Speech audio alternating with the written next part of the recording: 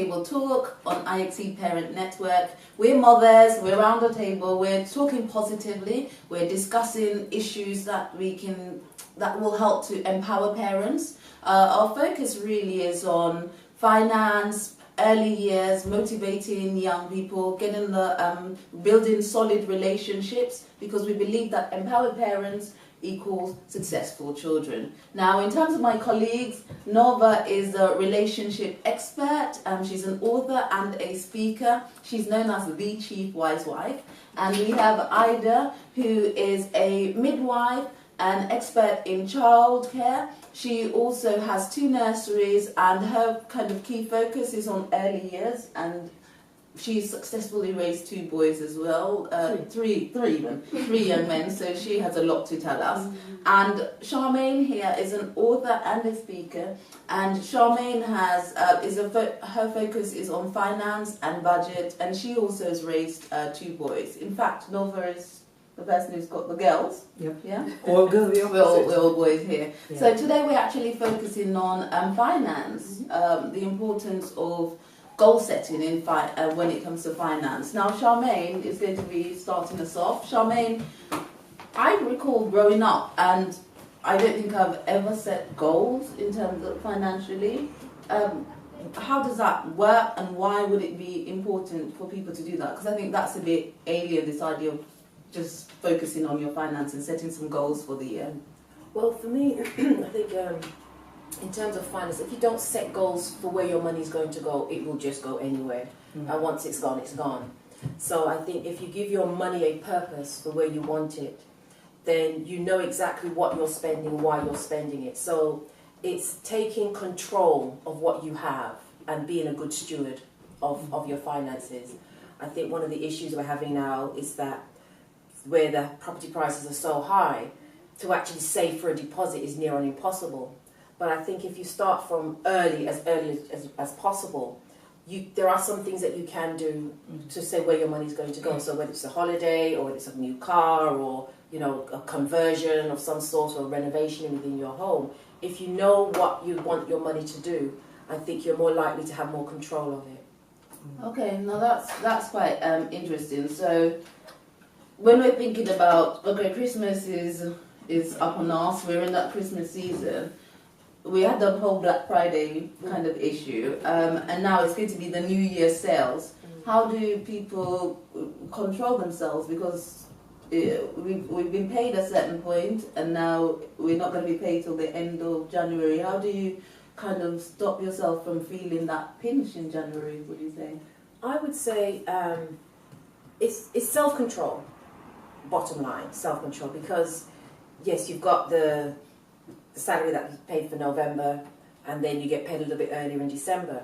So the temptation is to then, oh, Christmas is coming, I'm going to buy all the things I wouldn't normally buy. There's a nut allergy in the house, but you have nuts and raisins in your house. I don't understand why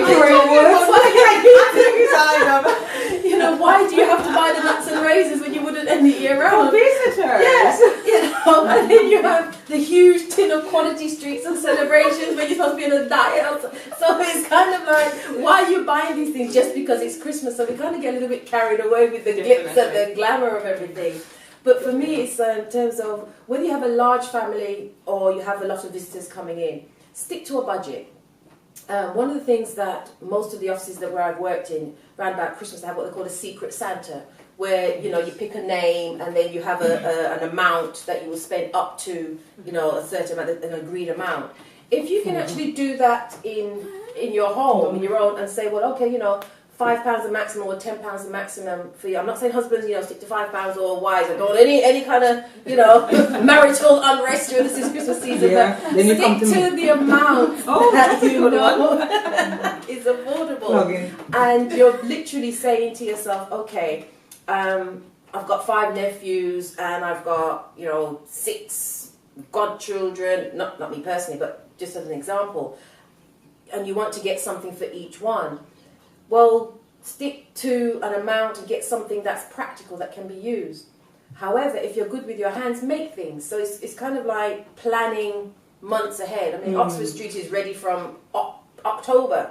They're ready for Christmas, so all the lights in John Lewis were up and ready for the big switch on. Yeah. So why wait until you get Last paid in minute. November, last minute? And I think that's where a lot of stress can come Okay. in for people. And I think what you said is really good, but November is gone, we've got paid, Yeah. getting paid very soon in Christmas. How do we survive January? It's making sure, for me, it's keeping, you have two separate accounts. So you have an account where you've got all your bills and everything paying into.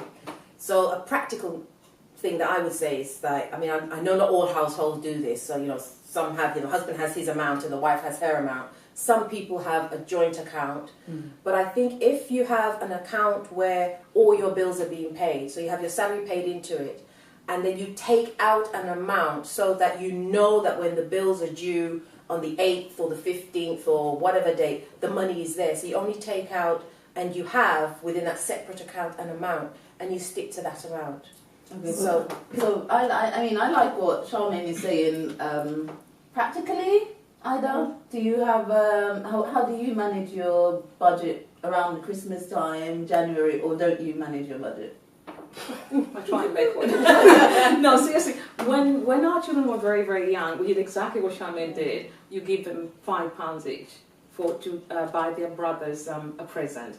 But you also make sure that they buy something that is also practical, not just any kind of I don't know, should I say nonsense that's not going to help the brother. I know it's a present, but it has to have a meaning behind it. Yes. So when it comes to planning your budget, also plan what you think your brother needs. There's no point going to buy him another pair of socks when the drawer is absolutely busting out. It's pointless. So that's one thing we do. But also, we brought up our children to not have a shopping list or a Santa's list. Simply because when it comes back to budget, you cannot meet everything that's going to be written in there. Then that's living, falsely in a way for the poor child. So we make it very realistic. Stick to what we can afford to give you, and you buy what you think your brother would love to have within reason. For us, the adults, again, we go back to the same principles. What do I need most? Is it a nightgown or pajamas or another perfume? Something very, very, realistic. Oh, jewelry. but not go to something that probably is going to cost 100 and something pounds. It's not really... Unless you can afford it. Of course. Oh, I do. Let me just withdraw that one. So we start with that. However, now that they're all grown up, I changed the system. I just thought exactly what Charmaine said. Now you are trying to encourage them to save, for example, for their own future properties or something much more important. So not to waste money on buying each other presents. So what we do now, I encourage them to bring in a dish. My two older ones who are working, they bring in a dish of probably their favorite dish. For example, maybe it could be, a platter of seafood or a leg of lamb. And I choose what I think I would like for Christmas dinner and what my husband would like. And then we bring it together and we all share the cooking. There are no presents exchanged. We just enjoy eating. Oh, absolutely. I mean, you have young children, and I know what it's like in my own household. I'm not sure if we just exchange dishes, whether that would go down really well. So how about yourself? How do you survive the January pinch, and how do you kind of, maneuver at Christmas, really? What this is a whole year of pinch. But so you just keep pinching. I agree. But if you don't plan, they say if you fail to prepare, you prepare to fail. And that's why if you sit and you set goals for the year, when Christmas time comes, you're not just reacting to as though you didn't know November and December was coming around. Every year it does come around. So beforehand you sit and you start to think, when Christmas, if we could save £100 for Christmas, then that's what we'll be using to buy stuff.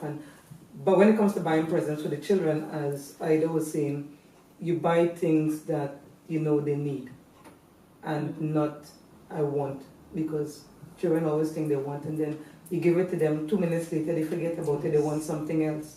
So it's teaching them the value of you meeting their needs, but giving them things, of course, that's nice. You don't go and just take a shoe you wore and wrap it up and say, Mm. here, because you don't want it anymore. The child would know, Mommy, you were wearing that before.